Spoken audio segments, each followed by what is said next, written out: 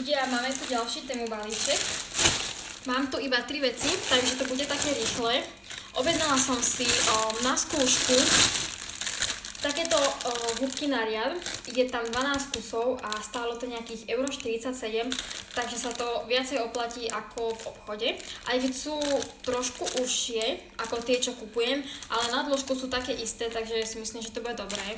No a ďalej tu mám 2 tieto poťahy na sedačku, takéto sivé, pretože minule som si objednala toto na tú strednú časť, lenže mi poslali inú farbu, takže som to musela reklamovať a teraz už som si to objednala proste také, aké potrebujem, takéto sivé. Toto je tá menšia na tú strednú časť a potom tuto mám vlastne to druhé L-ko, lebo máme do účka sedačku a už to jedno L-ko mám, takže už teraz som si doobjednala aj to druhé a ešte aj to do stredu.